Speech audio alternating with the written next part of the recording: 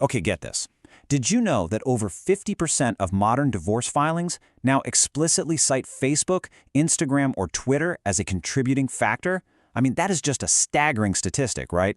It tells us loud and clear that the way we connect, communicate, and, well, ultimately betray each other, it's fundamentally changed.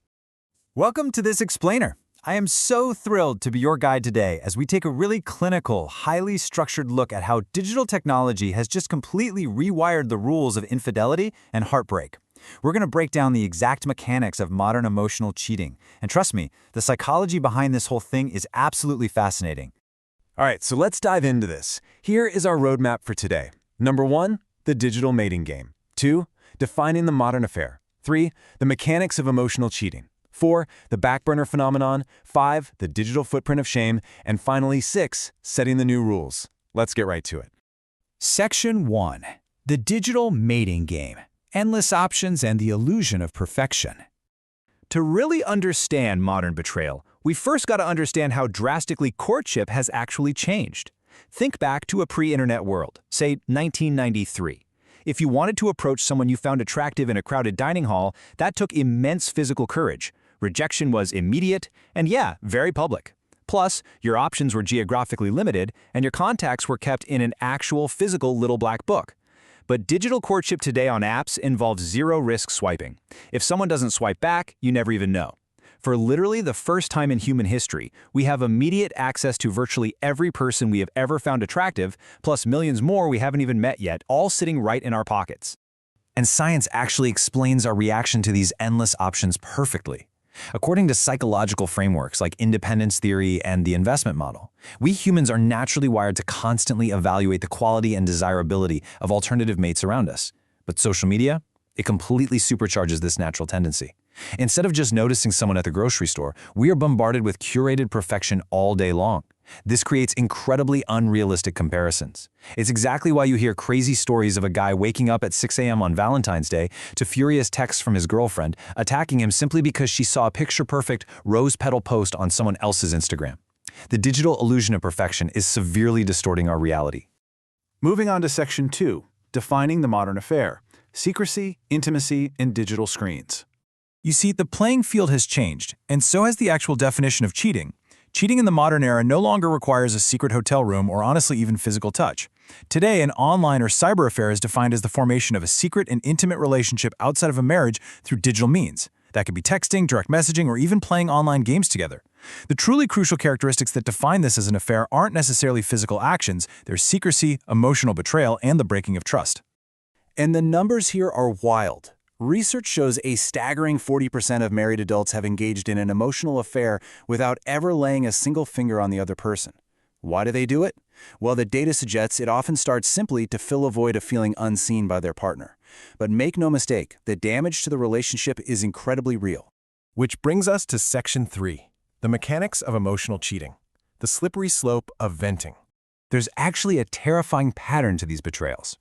Experts note that 99% of these emotional affairs begin the exact same way, simply by confiding your relationship difficulties to a friend or coworker.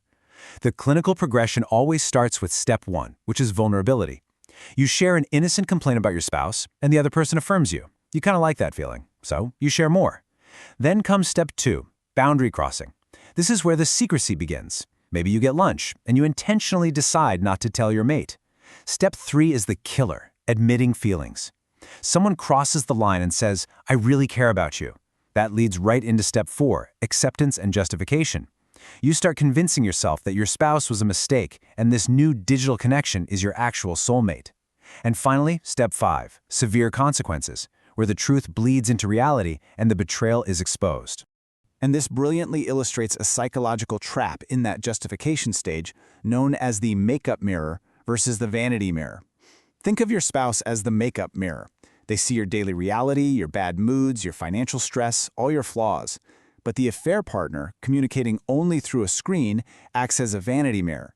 They reflect back only pure affirmation, agreement, and fantasy. It is such an unfair comparison, but it makes the new person feel intoxicatingly perfect. Now, if you're wondering where the line is, here's a really practical checklist. 6 signs it's an emotional affair, and not just a friendship. Ask yourself, are they the first person you want to call with news? Have they become your primary confidant? Do you feel uniquely understood by them while they're constantly on your mind? Are they getting more time and attention than your actual partner? And finally, do you use them to compare against others? If so, you've crossed the line. And the danger here is that these emotional connections are often far more difficult to unwire than purely physical ones. Let's shift to Section 4, the back burner phenomenon, keeping options warm. We are going to examine one of the most surprising psychological behaviors born directly from social media, the creation of a digital roster. We call this the back burner.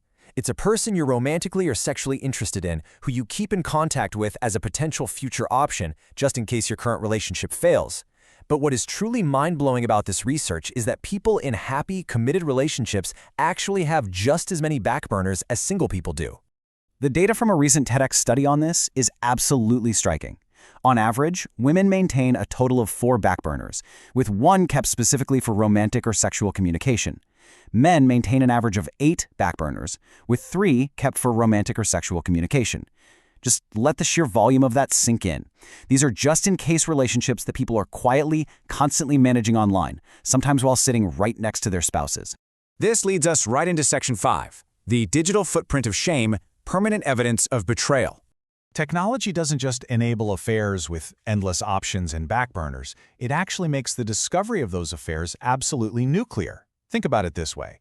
When it's a physical affair, unless someone literally photographs you, there's no real evidence. But now, oh man, we have screenshots, we're leaving a digital footprint everywhere we go. And this creates a very unique, modern humiliation. In the past, it was often just word against word. Today, intimate text messages, voice notes, and DMs become weaponized evidence. We see devastated spouses being sent dozens of screenshots directly from the affair partner. The shame and exposure are permanent and undeniably real. To really understand the absurdity of this midlife crisis illusion, consider this incredible anecdote from a relationship expert. There was a husband who actually got a vasectomy because he was absolutely adamant he didn't want any more children. Yet, late in a midlife crisis, he blew up his entire marriage after meeting a divorced mother of 5, with 1 child still in diapers, in an online thread. Why? Because it wasn't about the reality of raising those kids, it was entirely about the rush of digital validation. He felt seen online, and he traded his real life for a digital fantasy that made absolutely no logical sense. All right, our final section. Section 6, setting the new rules, boundaries in the digital age. Because the internet provides infinite opportunities for deception, connection, and fantasy, the landscape has shifted so dramatically that couples just have to adapt. We need to establish proactive relationship rules. We just can't rely on old, unwritten scripts anymore. You have to sit down and ask the hard questions. Do we share device passwords? Do we have full access to each other's phones? Is it actually acceptable to befriend exes on social media? Exactly where is the line between an innocent catch-up chat and intimate secrecy? You absolutely must define what constitutes betrayal before the trust is already broken. So, I want to leave you with one really powerful question to think about. What are the rules of online love in your relationship? Because whether you realize it or not, the screens in your pocket mean you are already playing this digital game. Thank you so much for joining me for this explainer today. I really hope this structured look empowers you to navigate these complex modern boundaries. Catch you next time.